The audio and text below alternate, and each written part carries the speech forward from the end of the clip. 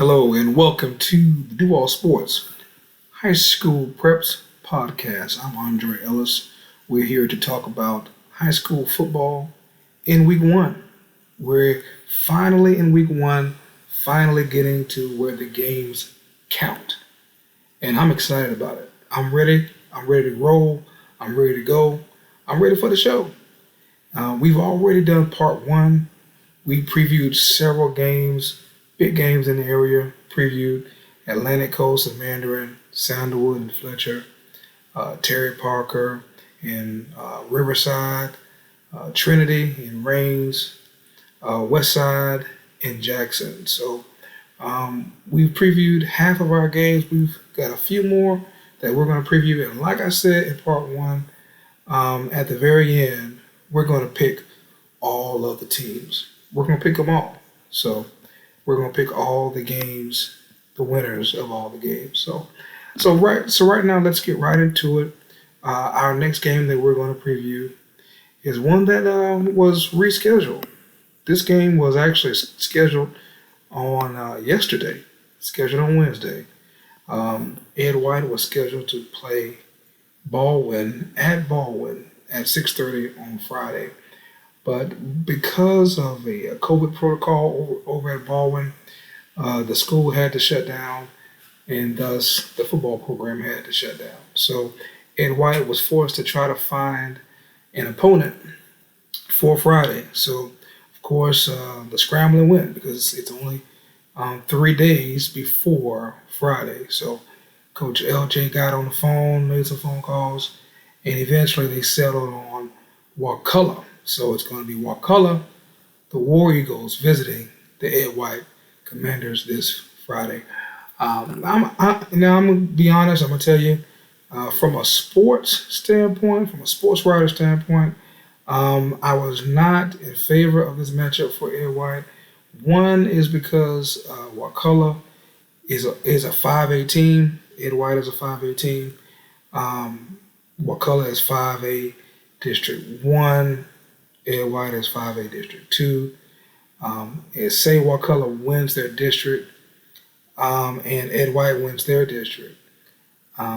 Their first playoff matchups are going to be against each other. So why would you schedule a 5A team to play during the regular season that you could possibly have to play in the playoffs? That's just free tape for them to have and free opportunity to play against you and learn your tendencies and things that you do. So as a coach, I wouldn't have taken it, but that's just my opinion, and it really doesn't matter because they're going to play. So and they did have other options. They had Daytona Beach Mainland was an option for them. Flagler Palm Coast was an option for them. And Venice was an option for them. I really, really liked the Venice option. I think that would have been a great matchup for Coach LJ and the Ed White Commanders, a team with a lot of talent, a very young team. I think a very good Venice team who's always loaded with talent, always playing top talent, top programs in the state. They're always going to play the American Heritage. They played Northwestern the week before, scored 40, 50 points on them. They always play the American Heritage, the IMG, the St. Thomas Aquinas. So you're going to play a team that's always used to playing very good teams, always have a very good schedule.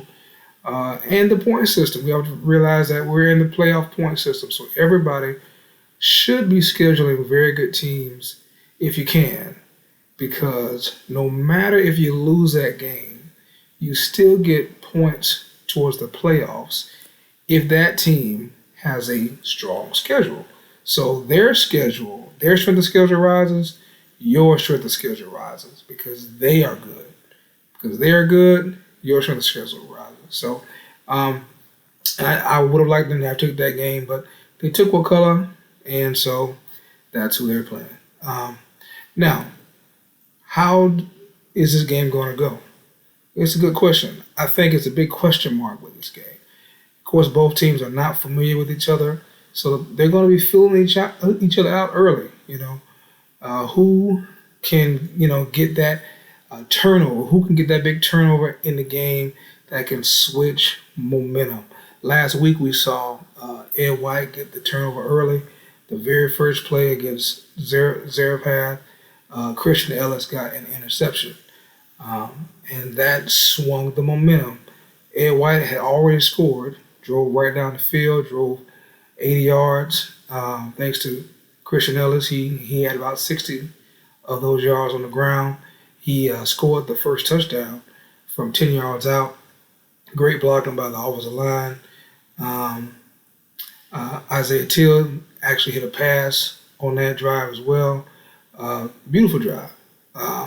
And they ended up beating Zarephath 22-0 in their jamboree. Christian Ellis scored 2 touchdowns on the ground against them. Ed White also beat Rains in their kickoff classic, beat them 12-0. So Ed White combined scored 34 points on offense and gave up 0 points on defense. So a very impressive performance by Ed White on both sides of the ball. Isaiah Till tossed a touchdown, had a couple of other long bombs that were caught by his receivers. He actually had one long bomb that would have been a touchdown that was dropped. So they got to shore that up. You know, the Ed White receivers have to stay consistent. That's one thing that they have to do. You know, they have to be a consistent group that can be counted on to catch the ball every time. Xavier Baldwin has probably emerged as their best wide receiver. He's their deep threat. He can get behind the defense. He had a long one that he caught for about 40, 50 yards, against Rains. And so, if he continues to be consistent, catch the deep ball, if he can stay on his feet and actually score the touchdown, that would even be better. So let's see if when they hook up on those long bombs, they can catch in the stride and take it to the house. That's sometimes the difference between 7 points and 0. They call him Red. Gabriel Garman. He's their biggest wide receiver. He's about 6'2", 6'3", 175 pounds. Not the biggest receiver as far as mass, but he's tall and he can jump. And so that's another receiver that Teal likes to try to get to if he can be consistent as well. Again, Ed White's receivers have to be consistent down the line in order for Teal to be able to count on, in order for the offense to not stall out. Once again, Teal played a great game. I'm excited for Teal, man. This is going to be a big year for him. This is his junior year. As I talked to him personally, a lot of people think, hey, your senior year is where you break out, is where you have a good one and you get recruited. Not so fast, my friend. Your junior year is where you get recruited. This is where the scouts come and want to look at you, your junior year. So you have to be prepared your junior year. So I'm really excited about Isaiah. He went and got a QB trainer right before the season started. So he's working with Evan Orth, a QB trainer in Northeast Florida. So he's focused on getting better. Now it's time for his teammates to be focused in, locked in like he is, to get better like him. So that's the running backs, that's the wide receivers, that's his tight end. His tight end has to be serious. His tight end, man, is one that I would say it has big time potential to be one of the best in the area. Right now, I'd say Grant Stevens might be the best tight end that's in the area. But next to him, the tight end out of Ed White has that potential. His name is Devin Robinson. He's 6'4", 260 pounds. He's bigger than Grant Stevens. He's taller than Grant Stevens. He's stronger than Grant Stevens. But he has to have the mindset, the mentality of being a dog. He has to take every play serious. Right now, he doesn't take every play serious. He takes some plays off. He's kind of playful. He's dancing on the field. If he starts taking things seriously, watch out. He could skyrocket. He could be the highest recruited tight end out of this area in a very long time. A very long time. So he has lots of potential as well. So that's the Ed White offense. They had a very good showing last week, and if they can keep that momentum, if they can keep that wheel turning, that Christian Ellis train moving down the tracks, they should be able to take care of business against that Wakulla defense. Now, the Ed White defense, like I said, yielded 0 points, and I want to give a shout out to the cornerbacks. Sherman McLean, number 4, really held his own. When you're able to shut down the receivers and then be able to allow those safeties to roam and get interceptions, Devon Patterson almost had an interception. He had it right in his hand and dropped it. But Christian Ellis got an interception against Zarapad. They're able to get those interceptions because you got defensive backs, outside corners like Sherman McLean, who's holding down their area. They're locking down their island. And that's what we love to see. That's what we love to see right there. When they're able to lock down their island, when they're able to get in there and be physical with the receivers and knock them off of their routes, that's what you like to see. That's what you like to see. Josh Patterson, another young defensive back. He's a freshman coming in. He's the brother of Devon Patterson. Had a very good game. If he can be consistent, if he can step in, come in, work right away, and continue the good play that he had against Reigns, watch out for him, as a good defensive back. Another name, Jacoby Lewis, another defensive back, 5'9", 135, not the biggest, but he's got heart, he's got spunk, he's a good defensive back. So you've got some good defensive backs who have done really good jobs of holding down the nickel, holding down the outside, which has allowed Ellis and Patterson to kind of roam free and wreak havoc, whether it's make tackles or make interceptions, which has been the key for the Ed White defense. Another key for the Ed White defense is going to be their linebackers. They're going to need their linebackers to be able to step up. And when I say step up, they're going to have to be able to hold their own. They're going to be able to scrape. They're going to have to be able to get off blocks. They're going to have to be able to make open field tackles. Wesley Madison did a good job last week. You got Xavier Henderson. You've got some linebackers in there that have done a good job. That really have done a good job. So they have to just continue to build on those performances. Kason Davis is another one that's a linebacker for him. He's 5'9", 220 pounds. Big kid, not that tall, but someone they're counting on in that middle to make plays for him. And if those linebackers can step up and continue to make plays, scrape, fly up there, make plays on the ball, be sound in the run game, be fundamental, don't over pursue, look at your right keys, let them take you to the ball, and just make the play. Make the play when it's there. If it's the tackle, make the tackle. Then the Ed White defense, I believe, will be one of the best units in the entire city. And, you're going to see them be 9-0, 8-0 heading into those games against down the stretch when they play Riverside High or when they play Terry Parker and some of these other teams like that. So as far as Wakulla, now Wakulla is a team that always seems to give people fits, and that's because of the offense that they run. They run a double wing offense. So when you're running a double wing offense like that, you're going to give teams fits. You're going to give teams problems because, you got a lot of misdirection on the offense. And with that misdirection, it confuses the linebackers. And that's why I said Ed White's linebackers have to be disciplined and they have to be fundamentally sound, especially against a team like this.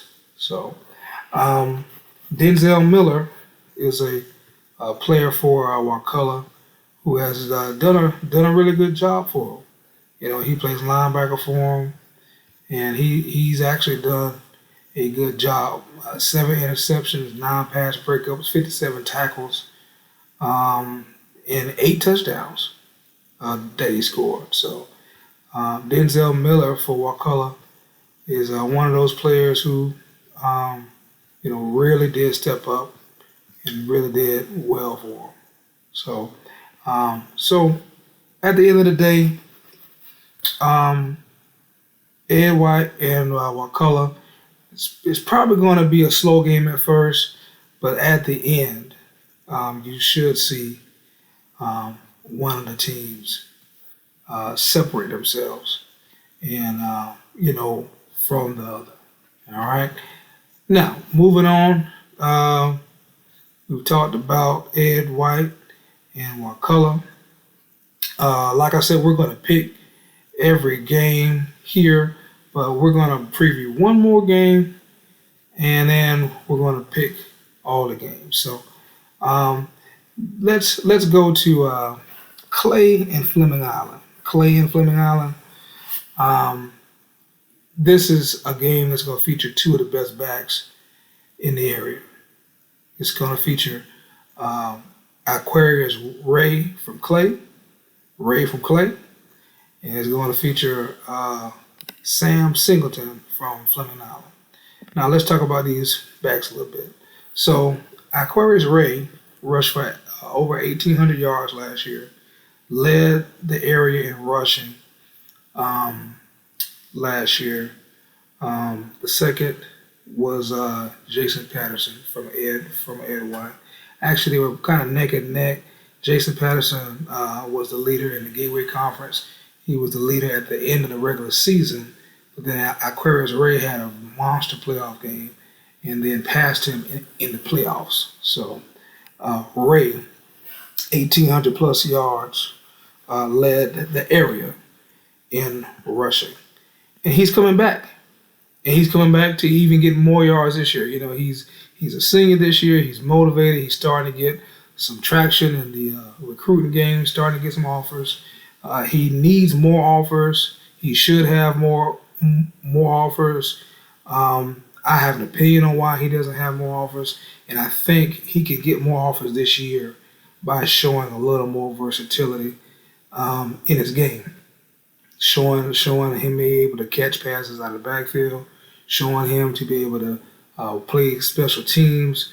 Being a running back now, these coaches like to see you do everything. They like to see you with the ball in your hands. If you can make plays with the ball in your hands, they want to see you make plays on special teams. They want to see you make plays in the passing game and, of course, the running game. So that's something that he's going to be working on this year, hopefully. And he's going to see his recruiting take off. Guarantee it. Sam Singleton, his recruiting is already taken off. He's got offers from every major school in the country. I mean, he's got so many different schools. Florida State, Florida, Miami. I mean, you name it, Sam Singleton's got it. So, he's one of those 2023 players that's just one of the top ones. He's the 4th ranked running back in Florida. He is the 50th ranked player nationally. He's got offers from, like I said, Florida State, Miami, LSU, Cincinnati, Kentucky. I mean, the list just goes on and on for who this guy has offers from. and he's deserving of every last one of them. Michigan, because he is somebody that works hard, but he's somebody that when you talk, when you put in that huddle film and you watch him, you can see exactly what the college coaches love about him. He's super quick, he's fast, he can change pace on a dime. He gets to the second level faster than any other running back that I've seen. And then he can split the secondary and leave them in the dust. It's only a few running backs in the area that can get to the second level and then leave the third level in the dust. Christian Ellis is one of them at White, and Sam Singleton is another one at Fleming Island. So this matchup has two of the best backs. So they're going to be dueling back and forth. It's going to come down to a special teams play here and there. It's going to come down to a defensive play here and there. And for Fleming Island, Coach Springs has done a wonderful job. He's never had a losing season. One of the best to ever do it. One of the best to ever play. And have his guys play very hard for him. And so I give the edge right now to Coach Springs and Fleming Island on them being able to put something together to get over the top of Clay. Jace Edwards is somebody for Fleming Island to watch out for, who can make plays on their defense. So you watch out for him. He is somebody that will definitely be able to come up and be a game changer for them. And that's what they're looking for, and that's what they need. They need somebody who can change the outcome of the game when you got two running backs that are stalemating each other back and forth. So yeah, so that's probably how that's gonna go. You also have from Clay somebody who you definitely don't want to forget this guy. You don't, because people say, hey, you got Ray and he's their workhorse and they're gonna ride him. But Clay also has Demarion Frazier Jr. and he's a special player. He's a special athlete, and he excels on special teams. He excels at wide receiver and defensive back. He's a very instinctual player. He's somebody who kind of knows where his opponent is going before he gets there, and he knows the game of football. You can see it pop out on film when he's playing. 5'8", 143 pounds. Not that very big, but quick, so that allows him to be able to react very, very quickly. And Frazier Jr. is just an impressive player for Clay. So that's somebody who you gotta watch out for. He's gonna be playing defensive back. And Fleming Island right now doesn't have a quarterback. They don't have a quarterback right now that they're very confident in. So that's one of the concerns I have for Fleming Island coming into the game, coming into the season. What's the answer at quarterback? Maybe they have an answer. I don't know. But what I saw this spring, what I saw this summer, they didn't have an answer yet. So because they don't have a quarterback, it's going to be hard for them to be able to get the ball to Darian Dominic. Now, he is a phenomenal wide receiver. I tell you, he is one of the best wide receivers in Northeast Florida. One of the best, hands down. It's just not even close. Not even close. He's somebody that can make every catch. Has a big catch radius. He's tall. He's 6'3". He's a big receiver, over 200 pounds. And he uses every bit of that frame. And there's a lot of big receivers in the area right now, but they don't use their frame like Dominic does. He is one that uses it and uses it well. So if they can get the ball to him, if they can get the ball to Darian Dominic, And that 6'4" frame, that 6'4", 200 frame, watch out. If they can get it to him, it's going to be a long night for Clay, and it's going to be a long night for a lot of teams coming up who play Fleming Island. So, all right. So moving on from that game, let's cover one other game, and let's get to Creekside and Ribault. Creekside and Ribault. Very, very good game coming up here. For Creekside, you got Preston Stroke, one of the leading rushers in the area. For Ribault, you got them and their defense. And their defense looked really good in the spring game. They gave up 7 points in their kickoff class. Excuse me.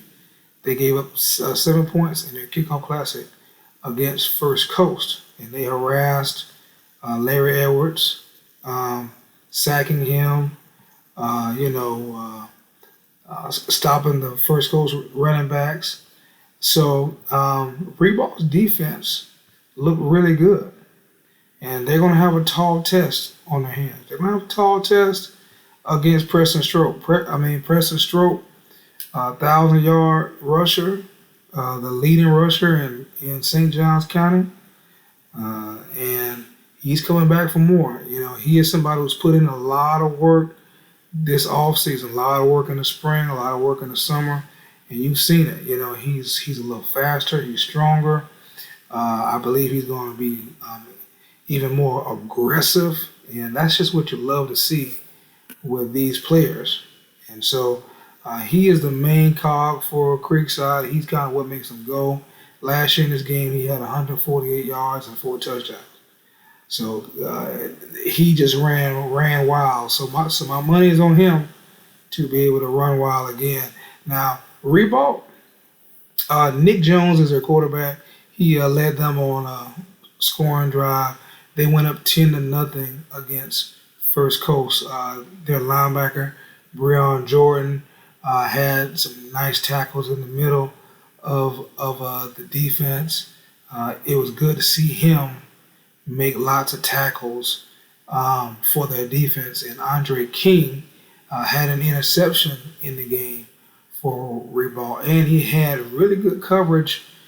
He was able to come up and make tackles and make plays on the football. So there's playmakers in the Ribault secondary and the Ribault front seven. They have playmakers on their defense.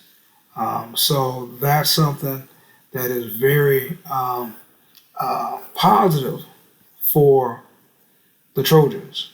And not only on their defense, but on offense. They had good they had good push from their offensive line, led by Deshaun Jones, big offensive lineman, open holes for the Trojan running backs. Jamari Williams was somebody who looked really good running the ball behind Jones and behind that offensive line. So it's going to be interesting to see who can establish the line of scrimmage. Is it Creekside and Preston Stroke, or is it going to be Williams with Ribault? Who's going to make the mistakes that's going to be capitalized by the other team? Whichever way that goes, I think that's who you see is going to either win or lose with a game like this. When you got a team that's got a good defense, you got a team that's got a good rushing attack. It's going to be a stalemate here and there. But at the end of the day, there's going to be teams that come about and teams that get the win. And so we're going to do our picks right now. We're going to pick every team right now in order to be able to see who wins the game in week 1. All right, here we go. So Trinity at Reigns. I'm picking Trinity. We haven't seen Reigns beat Trinity in recent memory. Even when Reigns had Ira during the fourth, had Brandon Marshall, had all these guys, they still could not beat Trinity. And even though Trinity has a freshman quarterback coming in, they just still have too many weapons over there. The coaching is really good, and Reigns is going to be overmatched. So that's going to be Trinity. West Nassau at Bowles. Bowles is going to win that game. Terry Parker at Riverside. This is going to be a close one, but I'm picking Riverside. I think they've got too many playmakers on both sides of the ball. Terry Parker has a good offense, but their defense is banged up right now. Their best linebacker probably won't be back until maybe week 5. So look for Riverside to take that game. At Atlantic Coast at Mandarin, I'm picking Mandarin in this one. I like Atlantic Coast playmakers. I like Jacob Corley. I like Fats, Arthur Walker.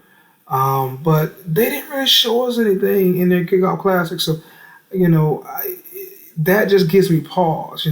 Maybe they're trying to figure it out. Maybe they're trying to work it out and see how to get these guys involved. And you don't have a lot of time against a defense like Mandarin, who's got Tony Carter and Antoine Murphy. And Carmelo Murphy. Like you've got these guys who can play and who will attack you and who will make you pay for the mistakes that you're making in Mandarin. TJ Lane, the running back, watch out for him. Mandarin gets to win. Sandalwood at Fletcher, great rivalry from the south side, from the beach. I'm gonna take Sandalwood on this one. I think too many playmakers for Sandalwood. Jeremiah Huntley's back at the running game. Chris Calhoun is going to be somebody who plays the whole game, is going to take the gloves off and just play. He's somebody that's just going to play. If they need a first down, he's going to run for it. If they need a big play to pass a game, he's going to make it. So look out for Chris Calhoun and Sandalwood. Although I like the way Fletcher won their kickoff classic against Creekside, I think they have talent in certain areas. I don't know if that talent is ready to go 4 quarters against a very good team like Sandalwood. Sandalwood's defense does scare me, though. I don't know if their defense is up to par to be able to stop people right now. So it could be a high-scoring game. Let's move on. Inglewood at Paxson. Oh, man, this is a tough one. But I'm going to pick Coach Harbison from Inglewood. I'm gonna pick his team. I think he's got some playmakers over there. I really like his coaching staff. Really do like his coaching staff. I think his coaching staff is one of the top ones in the area, and because of that, I believe that they're going to have the edge. Look out for Carter for Inglewood. Carter is a very good player. Like him, he led the area in kickoff return yards. So he's somebody who can, take it to the house every time. So definitely watch out for him. And Inglewood gets that win. Westside at Jackson. This is the toughest one of the toughest pick of the week. This is the toughest one, hands down. You got Jackson coming in red hot, looking good in their kickoff classes. You got Westside had a nice strong showing against Fleming Island. Even though they only lost by 7. Coach DuBose is a very good coach. Coach Ford is a very good coach. You got on the west side, you got Antoine McCray. Antoine McCray was going to go to Jackson during the summer, but decided not to, stayed at Westside. So now Jackson's got Jalen Saunier and Fred Gaines and these dynamic players like Grayson Howard, linebacker, who's going to be blitzing. You got Jordan Hall for Westside, the left tackle, who's going to be protecting his quarterback and going to be trying to establish that running game. It's going to be a very good one. But in the end, I think Jackson is playing the best football right now. I give the edge to Jackson. Wakulla at Ed White. Ed White gets that win at home. Too much Christian Ellis. Harvest Community at Christ Church. Christ Church gets that win at home. A big win, regular season win for Christ Church and the Christ Church Eagles and Coach Birch. So Wolfson at Hilliard.